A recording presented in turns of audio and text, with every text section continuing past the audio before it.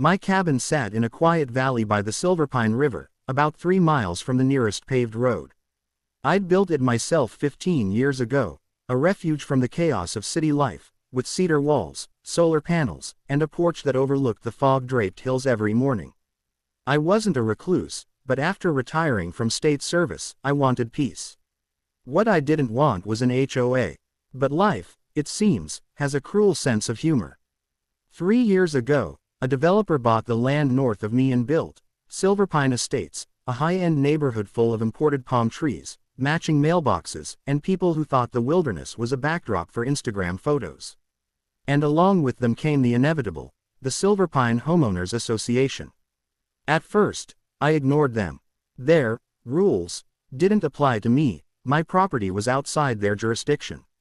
I'd bought my land before the development even existed. But that didn't stop the WA from trying to drag me under their thumb. It started with polite letters about community standards and unified visual harmony. Then came warnings about unauthorized structures, meaning my chicken coop. Eventually, they claimed my solar panels were a reflective nuisance. Their president, Karen was the worst of them all. She was the kind of woman who carried a clipboard like a weapon and wore mirrored sunglasses even indoors. She'd already harassed half her neighborhood for things like mismatched curtains or garden gnomes. And for reasons only she understood, she decided I was her next project. I tolerated her emails, her letters, even the photos she took of my driveway from the public road. But what happened that Tuesday morning crossed every line. The day began peacefully enough. The state attorney general, Mark Wilkins, was scheduled to visit me that morning. Yes, that attorney general. I'd known him since my years in the state's Land Rights Bureau, back when I drafted the very environmental protection laws that still shielded this valley. He was coming to review a land use violation. The Silverpine WA had illegally extended their irrigation lines into state-managed wetlands. I'd filed the complaint when I discovered their workers trenching near my stream. Mark wanted to see the site personally. I'd spent the morning preparing coffee and setting out my old maps when his SUV rolled up the dirt road. "Still the same view," he said with a grin, stepping out and looking toward the pines. "I missed this place." "Still the same mosquitoes, too," I said, handing him a mug. We were sitting on the porch, reviewing documents and the photos I'd taken, when we heard the first sound, the high-pitched whine of tires on gravel, coming fast. Mark frowned. "You expecting someone else?" I wasn't. A white Lexus SUV shot around the bend, fishtailing on the loose stones before slamming to a stop beside the porch. The driver's door burst open, and out stepped the demon herself, Karen. She wore her signature pink cardigan, designer sunglasses, and that eternal scowl that could wilt flowers. In one hand, she held a clipboard. In the other, a phone already recording. I didn't even have time to stand before she stomped up my steps. "Mr. Grayson," she barked, "you were in violation of Silverpine Association Code 12A regarding unapproved gatherings and exterior structures visible from the road." Mark's eyebrows shot up. "Excuse me." Karen turned to him, eyes narrowing like she'd spotted a trespasser on her imaginary lawn. "And who are you? You're not on the community roster." I took a slow breath. "Karen, you have no jurisdiction here. This is my property, outside of Silverpine's boundaries. You need to leave." "I'll do no such thing," she snapped, brushing past me like she owned the place. "Your so-called cabin is a visual blight on the community. The board has already voted that it must be brought into compliance." Mark, ever the professional, set down his coffee and stood. "Ma'am, you're trespassing." She gave a sarcastic laugh. "Oh, really? And who are you?" "His lawyer." He smiled slightly. "State Attorney General, actually." Her mouth opened, then shut again. But only for a moment. "Well," she sputtered, straightening her cardigan, "even so, this man has ignored multiple notices from our legal counsel. He's in clear violation of our community aesthetics and—" Mark cut her off. "Your community has illegally extended irrigation into protected wetlands. You're on the wrong property and the wrong side of the law." Her jaw twitched. "That's ridiculous. Our landscapers had full approval." "No," I said, stepping beside him. "They didn't. You trenched through a state-monitored waterway." I caught your crew dumping fertilizer near the creek. Karen's eyes darted between us, her confidence wobbling. You can't prove that. Mark lifted the folder I'd prepared. Oh, we can. Photos, permits, coordinates, all logged. For a moment, the only sound was the wind through the pines. Then Karen's mask cracked. You're colluding. This is harassment. You think you can intimidate me? She pointed her phone directly at my face, recording again. This man has been a nuisance to Silverpine Estates since we moved in. I'm documenting this illegal confrontation for the record. I couldn't help but laugh. Karen, you barged into my home while the Attorney General was sitting on my porch. Do you even hear yourself? I don't need to hear myself. She snapped. I know my rights. Mark sighed, pulling a small card from his wallet. And you're about to learn mine. You have exactly 30 seconds to step off this property, or I'll have the county sheriff escort you out. For once, Karen looked genuinely uncertain. Her gaze flicked toward her Lexus, then back at the camera.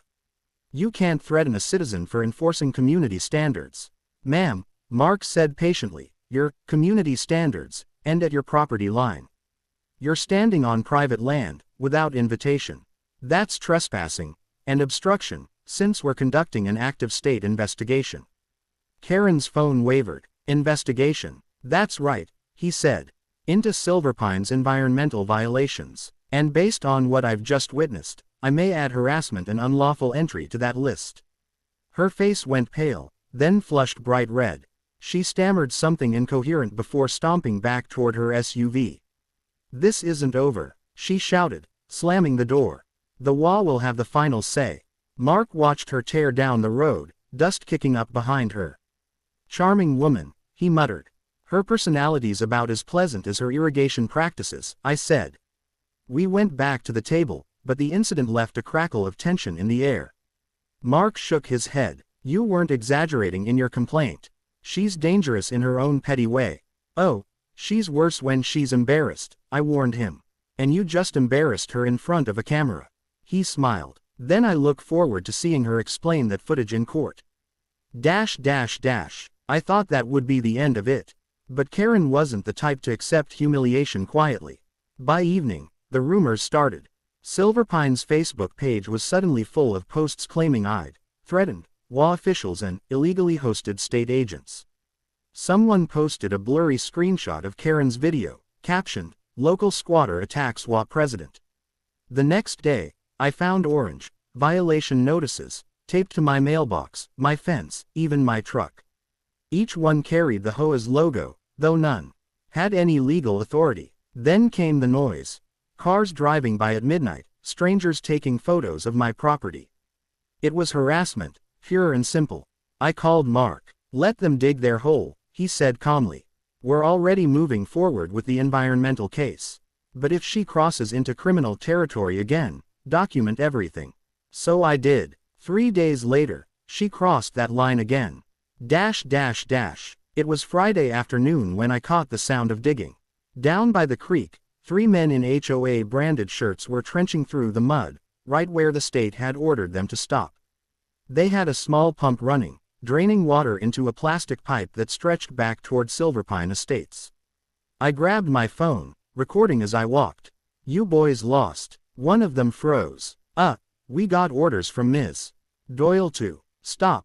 I said, that's state-protected land. You're trespassing. And right on cue, a familiar voice echoed from behind me. Well, Karen said, stepping from her SUV like a queen descending from her carriage. Trying to intimidate workers again, Mr. Grayson. I turned. You're violating a state cease order, Karen. She smirked. You can't order what you don't own. Before I could reply, she pointed at the workers. Keep going. We have board approval. Board approval doesn't override the law, I said. She rolled her eyes. You're just bitter because you're not part of the community. Maybe if you joined the HOA, we could resolve this amicably. By paying you to bully me, I said. She crossed her arms. By respecting standards. Just then, a deep voice called from the ridge, Ms. Doyle. Karen turned, and her smugness vanished. Mark Wilkins stood at the top of the hill, flanked by 2 uniformed state rangers. He raised a hand, holding up a court-stamped document. This area is under a temporary injunction pending investigation, he said, his tone sharp. Any further alteration of the creek bed constitutes criminal damage to state property. Karen's face drained of color. You can't just show up unannounced. I can, he said, descending the slope. And I did, because your HOA decided to ignore multiple cease orders. One of the rangers pointed to the pump. Ma'am, we're confiscating this equipment.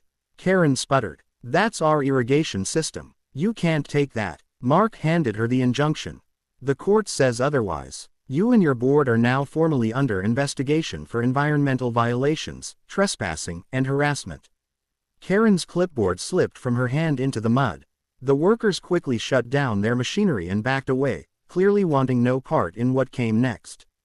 Mark gestured to me. Mr. Grayson, thank you for your cooperation and for providing evidence. Karen rounded on me, shaking with fury.